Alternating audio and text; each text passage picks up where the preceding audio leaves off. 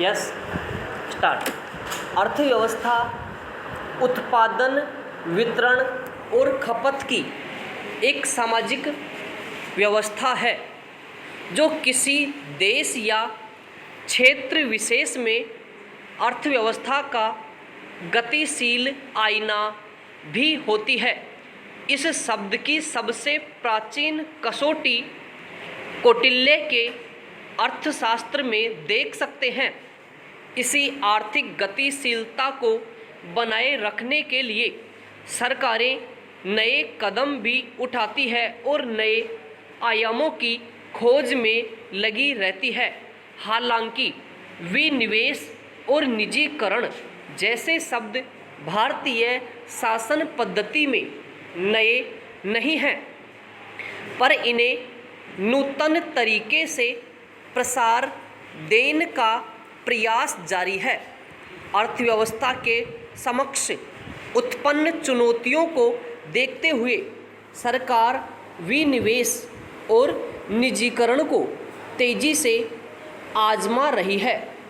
जाहिर है इससे सरकार को अतिरिक्त राजस्व मिलेगा और शासन की दक्षता में वृद्धि होगी, मगर इस हकीकत को भी दरकिनार नहीं किया जा सकता कि एक सीमा के बाद इसके दुष्परिणाम भी देखने को मिल सकते हैं। विनिवेश और निजीकरण के फर्क को भी समझने की ज़रूरत है। विनिवेश में सार्वजनिक क्षेत्र की कंपनी में सरकार कुछ हिस्सा बेचती है, लेकिन कंपनी पर नियंत्रण सरकार का ही रहता है, जबकि निजीकरण में बहुमत हिस्सेदारी निजी कंपनियों को दे दी जाती है और इस तरह से प्रबंधन निजी कंपनियों के हाथों में चला जाता है। दो टूक यह भी है कि विनिवेश के संदर्भ में सरकार नियंत्रण निजी कंपनी को दे या न दे, यह उस पर निर्भर है, लेकिन निजीकरण में ऐसा नहीं है। सवाल यह है कि विनिवेश की आखिरकार आवश्यकता क्यों पड़ती है। इसके पीछे बड़ा कारण कंपनी का अच्छा प्रदर्शन न करना है। कंपनी चलाने के लिए संचित निधि पर भार बने रहने से वित्तीय बोझ लगातार बना रहता है। ऐसे में सरकार इससे पीछा छुड़ाना चाहती है। इससे न केवल सरकारी खजाने से पैसा निकलना बंद होता है, बल्कि उल्टे खजाना भरने का अवसर मिलता है।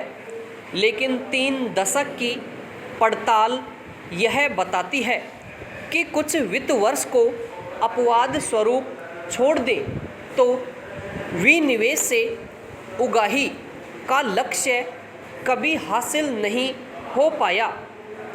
विनिवेश की प्रक्रिया इतनी सरल भी नहीं है। इसके लिए बाकायदा खरीदार ढूंढने पड़ते हैं। पिछले साल जनवरी में सरकार ने घोषणा की थी कि वह कर्ज के बोझ में दबी एयर इंडिया की पूरी हिस्सेदारी बेचने के लिए तैयार है, मगर इसमें कठिनाई बनी हुई है। निजीकरण को भी राजस्व जुटाने का बेहतर जरिया माना जाता है, मगर इसके बजाय यदि संरचनात्मक, प्रक्रियागत और व्यावहारिक सुधार पर बल दिया जाए तो नतीजे और बेहतर हो सकते हैं। कहा जा रहा है कि सरकार ने निजीकरण के लिए 18 क्षेत्रों को रणनीतिक रूप से महत्वपूर्ण माना है, जिसे 3 व्यापक खंडों में विभाजित किया गया है: खनन और पर्यवेक्षण, विनिर्माण, प्रसंस्करण एवं निर्माण और सेवा क्षेत्र। जाहिर है बैंकिंग, बीमा, इस्पात, उर्वरक, पेट्रोलियम आदि इसकी जद में रहेंगे। लेकिन सवाल यह है कि क्या बेचना ही विकल्प रह गया है? लोक सशक्तिकरण यदि सुशासन है तो निजी क्षेत्र के हाथों में बढ़ती ताकत से क्या नागरिकों का शोषण नहीं होगा? राजकोषीय घाटे को कम करने के लिए भी सरकार विनिवेश की ओर कदम बढ़ाती है। साथ ही इस पूंजी का इस्तेमाल कर्ज कम करने के लिए भी करती है। मगर लोक कल्याण इस प्रक्रिया से क्या प्रभावित होता है? जितना अधिक निजी क्षेत्र का दखल बढ़ेगा, लोक कल्याण उतना प्रभावित होगा। मुनाफे के बगैर निजी क्षेत्र काम नहीं कर सकते और घाटे में रहकर भी जनता के हित सुनिश्चित करना सरकार अपना धर्म समझती है। बैंकों का विलय हो या सरकारी कंपनियों का विनिवेश या फिर निजी के हाथ में कुछ का नियंत्रण जैसे देने जैसी बात हो, इनके फायदे और नुकसान दोनों हैं। पिछले साल मई में आत्मनिर्भर भारत की जो धारणा प्रकट हुई, उसका प्रभाव भी उपरोक्त बिंदुओं में देखा जा सकता है। 2021-22 के बजट में आत्मनिर्भर भारत के लिए सार्वजनिक क्षेत्र उद्यम नीति की घोषणा की गई थी।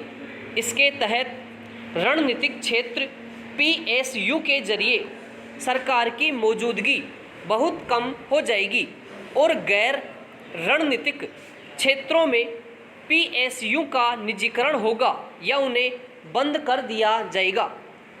संकेत साफ हैं, सब कुछ पैसे के लिए हो रहा है।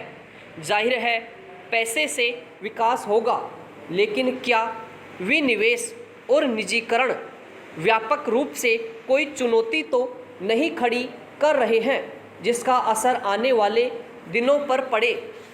वैसे भी देश का नागरिक इस भौतिकवाद से कहीं अधिक बड़ा उपभोक्ता बन गया है, मगर वह पहले देश का नागरिक है। यदि नियंत्रण निजी के हाथों में होता भी है तो भी अपने नागरिकों के लोक कल्याण में सरकार मुँह नहीं मोड़ सकती। कई बार लगता है कि देश की जनता अर्थव्यवस्था में रहने के लिए आदी हो चुकी है। कोई भी अव्यवस्था उनके मन के अंदर किसी किस्म के अतिरिक्त भाव पैदा नहीं करती है। लोग उसे जस का तस स्वीकार कर लेते हैं, उसके साथ जीने की आदत डाल लेते हैं। शायद इसलिए कोई हैरान नहीं है या उद्वेलित नहीं है